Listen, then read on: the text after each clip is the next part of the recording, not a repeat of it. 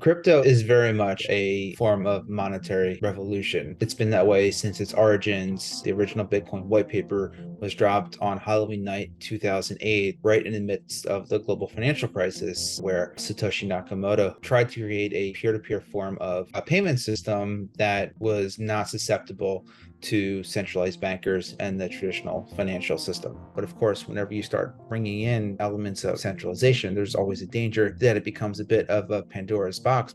We're at a very critical juncture in crypto's history. We've seen sky high prices, but we've also seen very big lows. This year, the market cap collapsed under $1 trillion.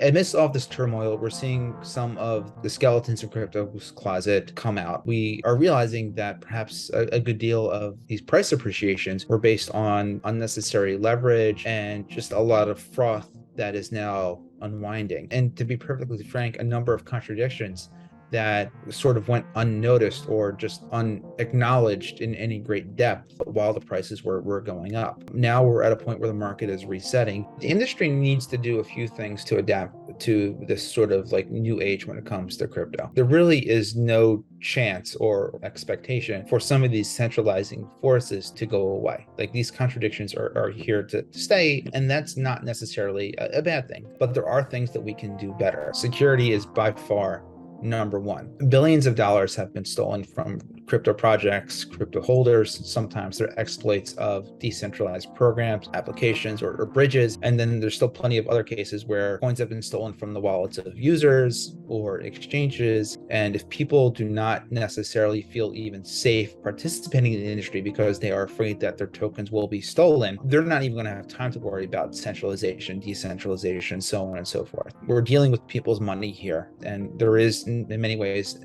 no higher responsibility, and security is critical to ensuring a safe environment for everybody. So everybody in the industry needs to be obsessive about security.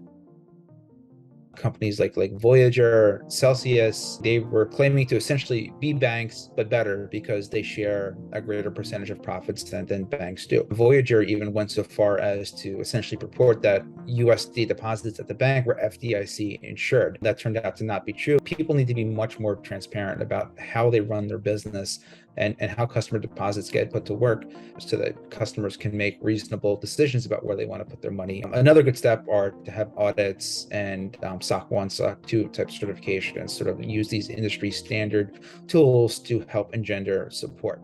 Mergers and acquisitions are another important point. There's over 600 crypto exchanges in the world. There is no way that the crypto exchange system is set up for 600 to operate profitably. Economies of scale just simply will not let that happen. So there's going to be integration there. There's going to be M&A activity. There's going to be plenty to go out of business. And that's just horizontal type integration.